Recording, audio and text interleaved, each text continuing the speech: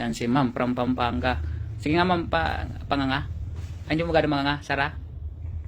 Ganyan lang siya. Pakita mo nga ngipin. Tapos ganyan ka. Ay, hindi mo maikagat din. Hindi mo rin mainganga ng malaki. Okay. Kailan pa yan, sir? Kagabi lang yan. Okay. Anong nangyari? Bakit nag-lockjaw? Umikap ako eh. Umikap ka ng malaki. 12 midnight kagabi, hindi ka pa kumakain? Ng hapunan? Nakakain na po. Pero ngayon, almusal, Walay pa po. tanghali, wala pa. Hindi ka pa nag-inom ng tubig. Hindi pa rin po. Okay, sige. Check natin. Okay. Pag sinara mo, tabingin dislocated yung isang tabingin na siya. Ang problema mo, wala kang ipin. Nag-collapse na yung ligaments mo, kaya ganito nangyari.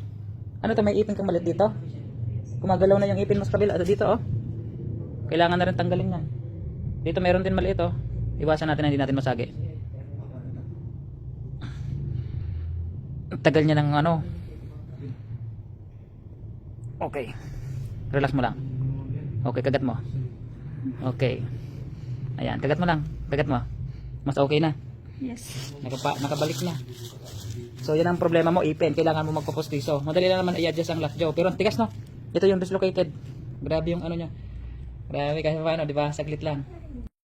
Ayan guys, okay na si ma'am. Anong pangalan mo, ma'am? Red po. Red. Ganda ng pangalan, So, sa may mga ganitong klaseng kondisyon, ingat-ingat po sa pagbuka. So, yung may mga kulang ang bagang, ingat-ingat talaga kasi pwedeng mag-collapse talaga yung inyong ligaments. Kaya nagkakaroon ng lockjaw. So, bawal munang ngumanga ng malaki, bawal kumain ng mga matitigas. Hayaan mo muna na maghilo yung ligaments mo. Kasi kapag nginanga mo ng malaki yan, posible na magiging elastic yung kabila. So, habang humihilom, dapat maiksi siya para hindi siya ulit mag-lock. So, ayan, ingat-ingat naman. From Pampanga, tama? San Luis, Pampanga. San Luis, Pampanga. Thank you so much, ma'am, sa pagpunta dito.